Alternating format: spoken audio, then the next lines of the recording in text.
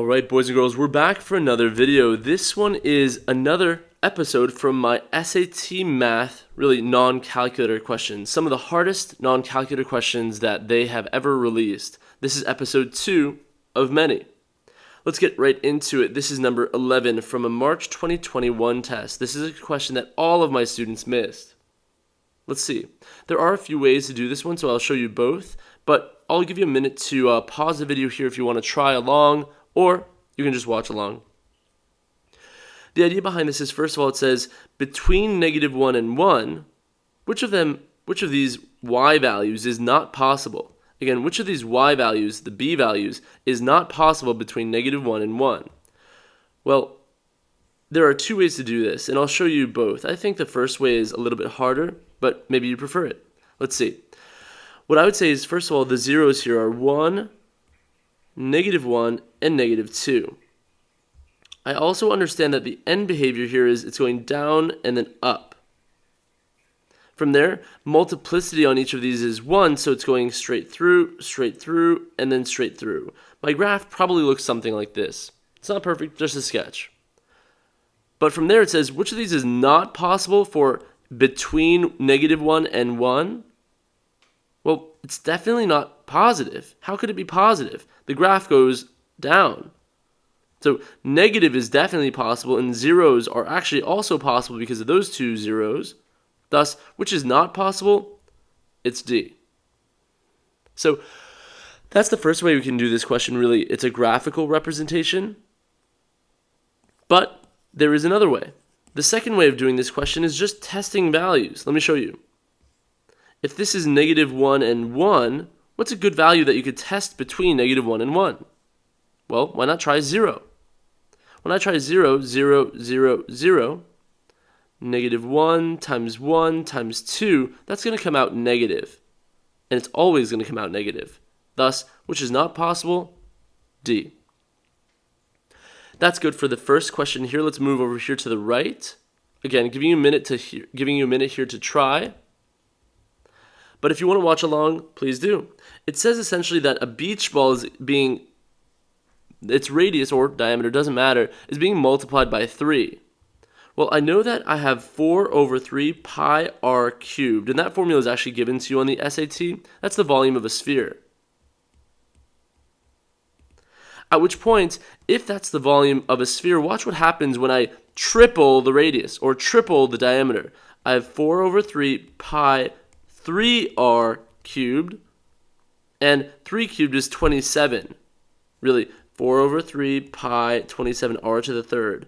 Thus, how many times bigger is this than the original? It's 27 times as big. The dimensions of this shape have changed. Thus, that cube right there will affect what's happening. So that's good there for number 12, pretty quick. Come down here for number 15. This is another pretty tough one, but I have a really cool trick, a formula that you need to know for the SAT.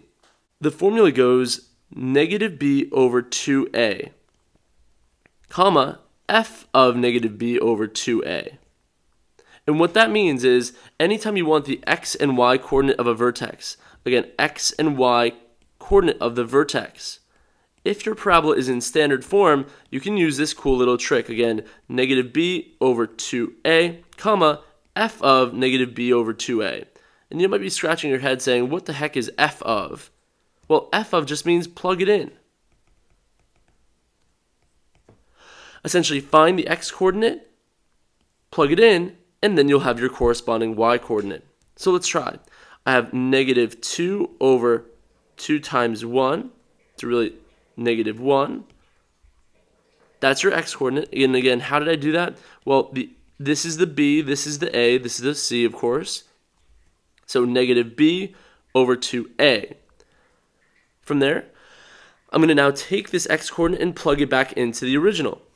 And when you do that, you have -1 squared plus 2 times -1 plus 2.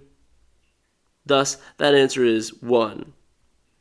At that point, which one of these has a coordinate of a vertex of -1, 1? The only answer choice that makes any sense is B. So that's a really good formula to have in your back pocket for the SAT, especially the non-calculator.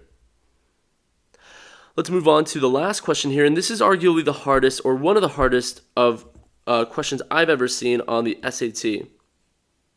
I'll give you guys a minute to pause here as usual and try, and then I'll get right into it. So, how do I do this question? Well, it says how many liters of a 25% saline solution must be added to 3 liters of a 10% saline solution to obtain a 15% saline solution. I'll give you the setup, and then if you want, pause it there and try to decipher how I did it. It's going to be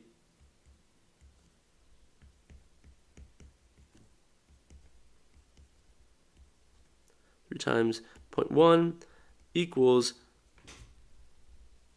3 plus x times 0.15. So that's the setup of this question. And if I were you, I'd probably just pause the video right there and try to decipher how or why I came up with this. But like I said, if you want to watch along, please do. What's going to happen here? Well, the idea is that I don't know how many liters of 25% saline solution I need. But I do know that I'm adding 3 liters of 0.1, and I want to end up with 0.15% saline solution. So not percent, but 0.15 concentration saline solution. Now, where am I getting this 3 plus x? That's what always throws students off. The 3 plus x is coming from the idea that if I have a beaker full of x amount of solution, and then I dump that into a beaker that has 3 liters of solution, remember, I'm going to be taking this and dumping this into the other beaker. What's the new volume of my final beaker? It's actually going to be 3 plus x. Essentially, the volume in here added to this makes it 3 plus x. That makes a lot of sense. Now, let's actually do the math.